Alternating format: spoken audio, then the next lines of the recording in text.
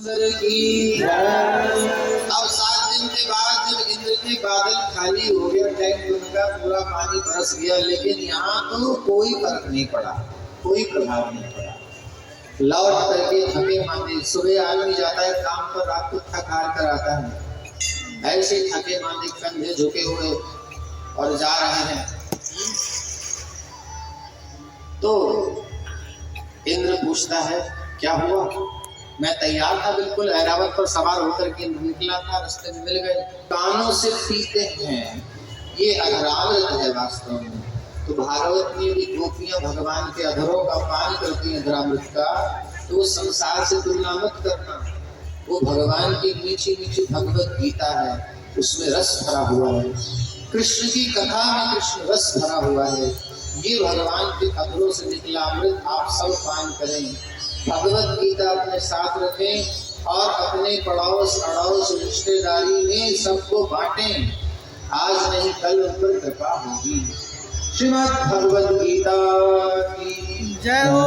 भगवत गीता आज सब ले जाइएगा, जो जो भी सेवा करना चाहते हैं, यहाँ कोई आवश्यकता नहीं, आप वहीं से या यहाँ से गीता के रूप में आप जो भी कुछ देना चाहते हैं उसके बदले गीता ले जाइए, भागवत का सेट ले जाइए और भी याद कराती रहेंगी। प्रेम से बोली हरे कृष्ण कृष्ण कृष्ण हरे हरे, हरे राम राम राम हरे। अब विश्राम दिवस है, तो आप सबकी इच्छा होती है भगवान का विवाह तो करा देते, या फिर सुदामा जी की कथा सुना देते। कथा तो हरि अनंत है, हरि कथा अनंत है, लेकिन पूर्ण में से जो निकला हमने प्रेम पूर्वक आपको बताया। और हम जो विवाह करते हैं, धरती और आसपास का अंतर है। हम विवाह क्यों करते हैं हम सब जानते हैं। हमारी कुछ आशा होती है, कुछ इच्छा होती है। अकेले मन नहीं लगता, जिंदगी अकेले नहीं कटती, कभी करनी होती है।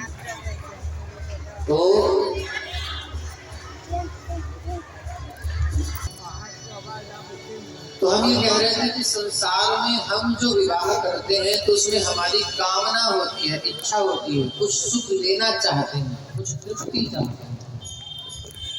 लेकिन भगवान श्री कृष्ण ने 16,108 विवाह जो किए हैं, इसमें एक भी विवाह ऐसा नहीं है जिसमें उन्होंने अपनी इच्छा प्रकट की हो कि अगर मेरा विवाह हो जाए तो मेरे को सुख मिल जाए, मैं खुश हो जाऊंगा। ऐसी भावना भगवान की नहीं है। भगवान है आत्मा राम आप्त काम, पूर्ण काम। जो कुछ चाहिए उनको प्राप्त है, वो स्वयं में स्वयं से पूर्ण है, स्वराट है, स्वयं राजति, अपनी महिमा में स्थित है। लेकिन हम सब पर कृपा करके उन्होंने अपनी ये लीला प्रदर्शित की, और जितने विवाह हुए हैं वो सब राजकुमारियों ने इच्छा प्रकट की भगवान को पाने की। तो जैसे कोई भक्त भगवान को पाना चाहे, उनको अपना बनाना चाहे, ऐसे ही गोपियों ने भगवान को, ऐसे ही राजकुमारियों ने भगवान को अपना बनाना चाहा, अपने को समर्पित करना चाहा। भगवान ने उनकी इच्छा को पूरा किया, ना कि अपनी इच्छा को पूरा किया।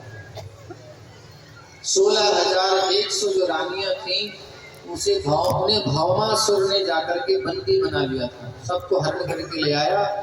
उसने सोचा 16,108 जब पूरी हो जाएंगी तब हम इकट्ठा ब्याह करेंगे और हम भगवान बन जाएंगे।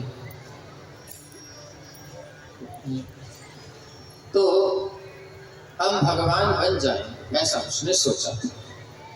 लेकिन 16,100 इकट्ठी कर पाया था, भगवान की सेवा के लिए उपयोग में आ गए। इकट्ठी होकर के भगवान ने भौमासुर का वध किया, और वध करके जैसे ही पहुंचे हैं,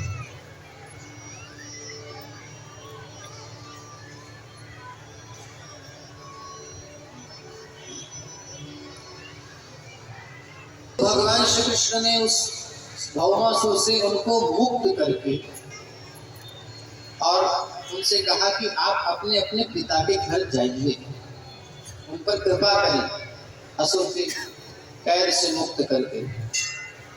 तो लेकिन जैसे ही भगवान का दर्शन उन सबने किया, तुरंत सबके मन में एकदम से कामना आई कि हमें ये पति के रूप में मिल जाए